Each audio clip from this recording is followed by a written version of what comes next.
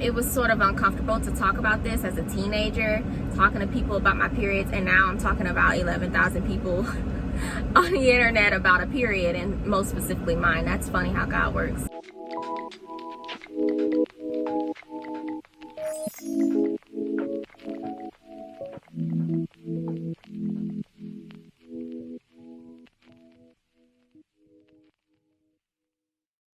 Hello, good morning, good evening, good afternoon. So I've gotten this question a lot. How do you manage your period over the road? I know for a fact that I'm not the only female trucker out here that's received this question, and so I'm just going to make a video about it.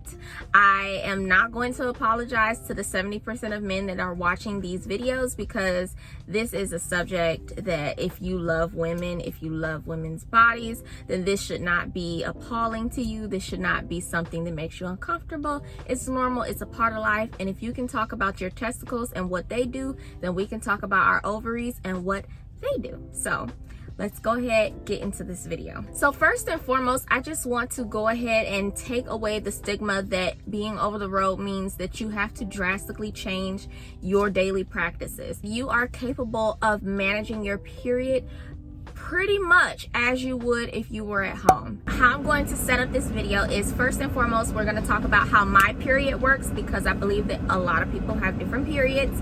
Then we're going to talk about the items that I believe that you should bring on the road with you, and then I'm going to talk about the things you should avoid doing, and then the things that you should do, and then we're going to go ahead and end this video, and I hope this helps you. So if you have any questions, concerns, let me know in the comments, and I will probably make a part 2. So first, let's talk about my period, because I believe that we all have totally different periods depending on our body, our age, our size. All types of things are taken into account when it comes down to periods. And I feel like if my period is more relatable to your period, then the steps that I've taken may help you even more. Still, if my period does not match yours in any way, shape, or form, still watch this video, because I have done my research as well, just to make sure that I've included everyone. So this is how my period works. It's so funny how God works, because maybe 10 years ago, it was sort of uncomfortable to talk about this as a teenager, talking to people about my periods, and now I'm talking about 11,000 people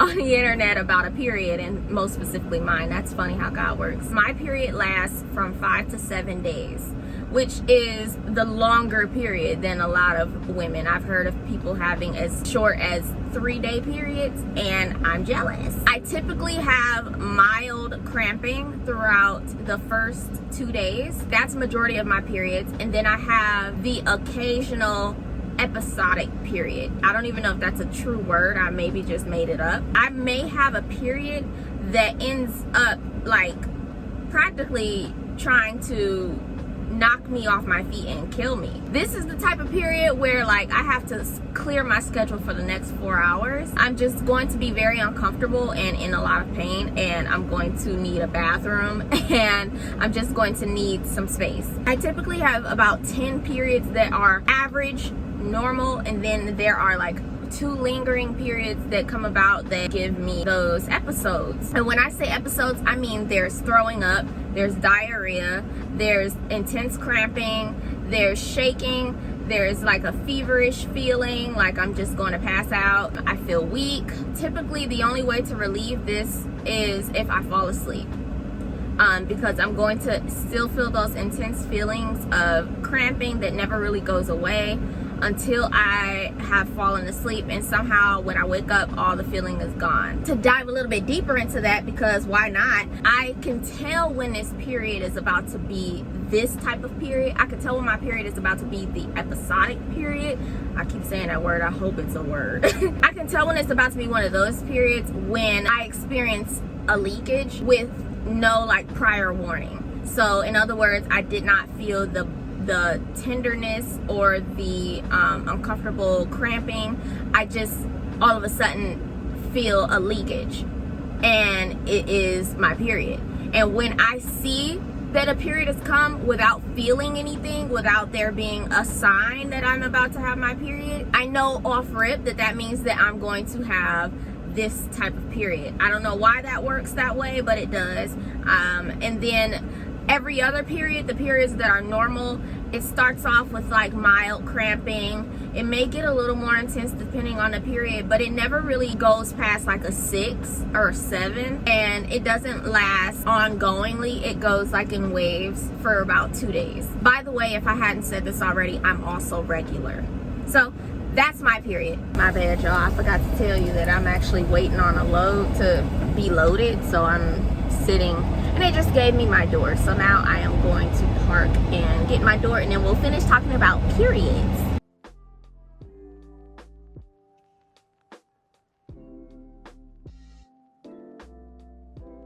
Now I'm going to be talking about the items that I believe that you should bring with you, some of which I use myself, some of which I do not use, but I have also heard good things about them, and I know that some of these things are recommended online and they have good reviews. So if anybody was curious, I use tampons, panty liners, and sometimes pads.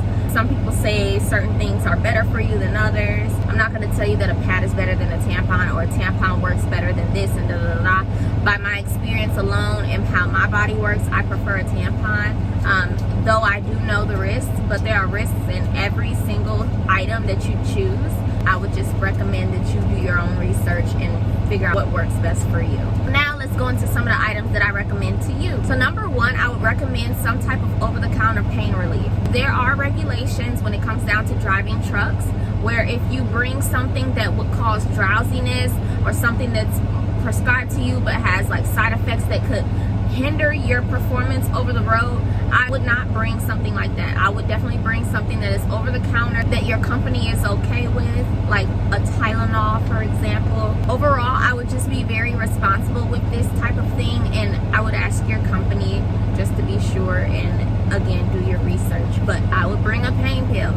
Number two, which by the way, my truck is on stop and start because it's super hot outside, so. But number two, I would bring fragrance-free wipes. I do use fragrance-free. If you choose to use fragrance, that's fine.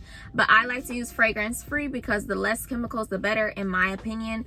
But of course, you would need wipes. I love to bring wipes that are single-use, so you can take one or two when you go to your rest stop and you use the bathroom. You can use one instead of bringing a whole package of it. Also, bring pads, tampons, or whatever. One thing I probably wouldn't do, but again, this is up to you. I personally don't feel that like the menstrual cups would be the best bet for you, only because I feel like it's more risk. You're driving for a long period of time. There's bumps and things like that. You don't want it to shift and you not know, and then you get up and you're leaking. And also, when it comes down to changing it, it can get very, very messy, to say the least, and I would never want to have to change it in a restroom as opposed to going to a shower. And you're not always hand to hand, foot to foot with a shower room. You are more frequently able to go to a traditional restroom, and so menstrual cups are just too risky in my opinion. Now, if you are a pro at menstrual cups, do your own thing, but that's just my own little tip. I would also say to bring comfortable clothing, comfortable bottoms, cotton, breathable items, you know what I'm saying? So like jogging pants, cotton leggings, biker shorts, cotton underwear, loose fitting clothes if you don't like being wound tight. But some women actually like the spandex type items, especially if you're wearing pads, because it helps pads not to shift. Also, bring a heating pad and a water bottle. Now, I personally don't use these items, but I know a lot of women who use these items. I will tell you what I use a little bit later, which a lot of people are like, what? But I use it. But heating pads, I do not use. I do know that it loosens up your muscles. It helps with tension. It's a natural pain remedy. You can bring disposable heating pads, or you can just fill up a water bottle with hot water. You know, the traditional stuff y'all normally use at home. Just bring it on the truck with you. I would also bring herbal tea and something to warm it up with, whether it be a kettle or have a microwave in the truck. One of the teas that I heard works the best is red raspberry leaf tea. It's proven to help with cramping, muscle tension, and things like that. Also, one thing that I don't think a lot of people think about is your seat cover. If you're someone who is more heavy, accidents do happen. I would suggest getting a waterproof seat cover for your seats, for your driver's seat. My truck's about to start. Another thing that I would suggest is a backup water supply. I actually have a canister that's about this big. I keep it underneath my bed. for emergencies, because you never know what may happen. You may only have a little bit of water left and then you get trapped in the storm. Sometimes freeways get shut down and people are out there for days. Like, it gets pretty hectic out here. But even if you're not in that position, maybe it's 2 in the morning, you're at a sketchy rest area, and all of a sudden you've started your period and you need to like do some cleanup. That can definitely make your situation more manageable if you have water in the truck waiting for you. Just be careful. You don't want to end up with overweight axles, so just be careful. Don't come out here with 3 different canisters and end up overweight. Now, this is an item that I use that not too many women use, which that's why I'm saying it, because you may be like me and this may help you. I use a vibrating back pillow, but I put it on my stomach. So in those moments, those crucial period moments where I have that episode and I'm like in excruciating pain, one of the things that's helped me the most in those times is a vibrating back pillow. I got one from Walmart years ago. I don't have it with me because those periods do come so far and few that I typically don't even need it. But when I do get those periods, I will lay on my stomach, but I will have that in between me and the bed. And I promise you, the vibrations, it like soothes my cramps, and eventually I'm able to fall asleep with it. Whereas if I'm just laying there, I tend to be rocking, trying to rock myself to sleep, and it's harder to fall asleep. So if you're someone who may have those types of periods where it's excruciating, nothing really seems to work and you find yourself rocking, I would encourage you to find something that vibrates and put it on your stomach. It did help me, but some women, they frown upon even laying on their stomach during that time of the month, and it's understood. That's why I say everybody's bodies are different, but that's what I use. If I can find something similar to what I'm referring to, I will link it down in the description box. Now, another thing that I would suggest wholeheartedly is a period tracker app. The reason why I say to get a period tracker app is not just so that you know when your period is coming, because duh, like especially if you're regular, it tends to come every single month around the same time, so you tend to be ready for it.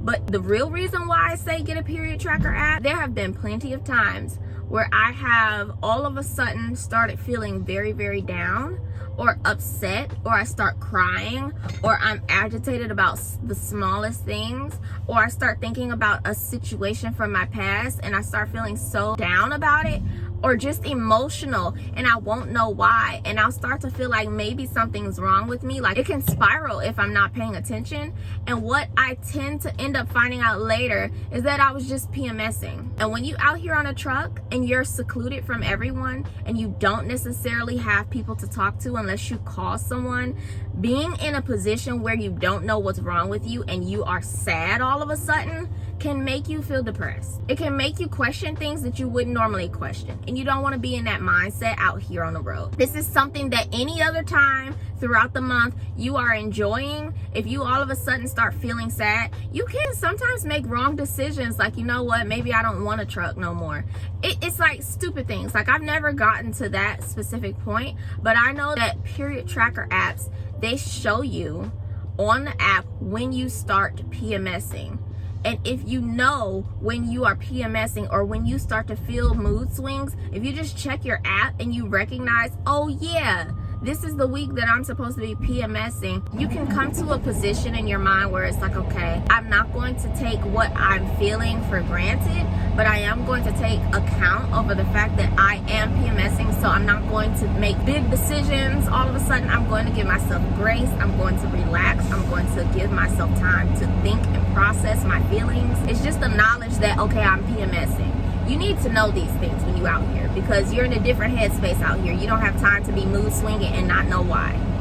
So period app, period tracker app, get that. And another item I would recommend is hydrogen peroxide for stains. I might have to do some research just to make sure that you can bring that on a truck with you. I'm almost positive you can, but sometimes they be having like weird stipulations that'll keep you from bringing regular things out here, like mouthwash for instance. But if I'm not mistaken, you can bring hydrogen peroxide. I don't have it with me, but that's because I'm like able to manage my period. But sometimes people have very, very heavy periods and it's harder to manage. If you're someone who leaks a lot, hydrogen peroxide helps with stains. Also, they have different stain removers for periods specifically. specifically, like laundry detergent that removes period stains and things like that. So I would check those things out too. Now I do have a couple things that you should avoid when you start your period or just during this time. Off rip, whatever foods that you typically do not tolerate well, do not eat the week before up until your period. Do not eat these things. That means dairy, that means spicy foods,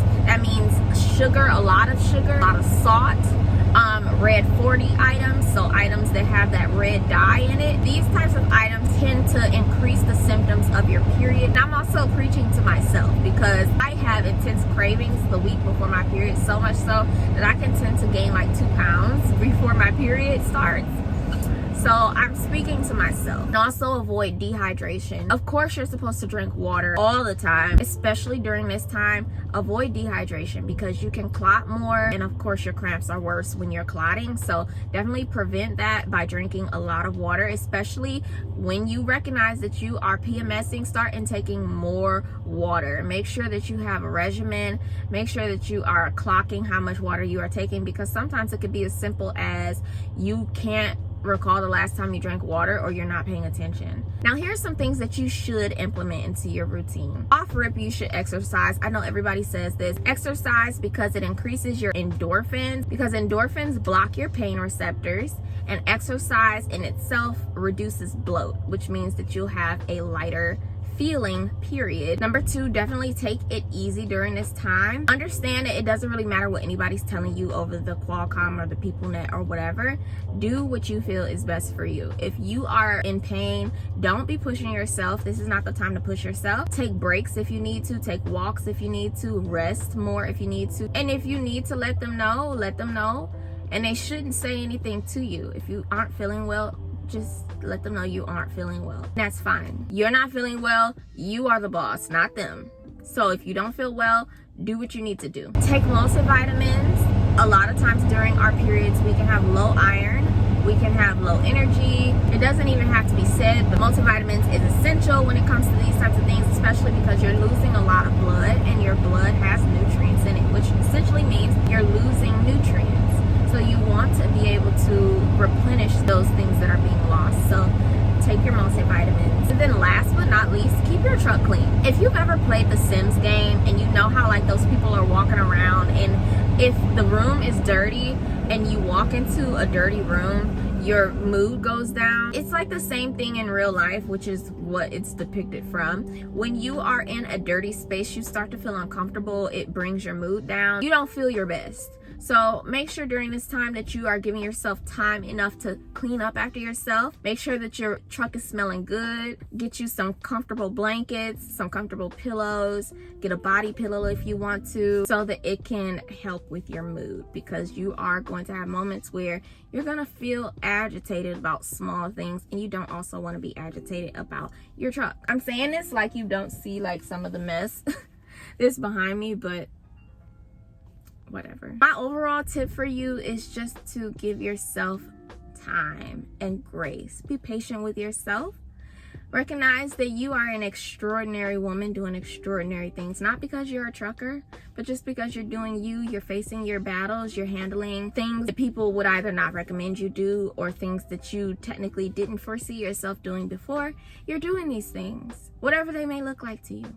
So give yourself time and grace, and love yourself, and enjoy your time regardless of if you're on your period or not. If you're a man and you watch to the end of this video, I commend you, because not every man is comfortable with these types of topics. But I feel that if you are a man and you feel uncomfortable about conversations about this, then maybe you should try practicing these conversations more. That's probably a big indicator that you need to talk about it more, because it is a way of life. If you don't have a daughter, you probably have a niece somewhere. You probably still have a mother figure. You probably have a wife or a girlfriend or a best friend or whatever. If you have a woman around you, you should really focus on making sure that these types of things don't make you uncomfortable. It's not something that should. It's normal. It's just blood. It's just blood. It's the way that we birth people on this planet. With that being said, I love you all so much. If I missed anything in the comments, let me know, please. And let others know, because I don't have all the answers. I did do my research, but if you have any tips, tricks, hacks, let them know. Let me know, shoot. So I love you all so much, and I cannot wait to see you in the next video.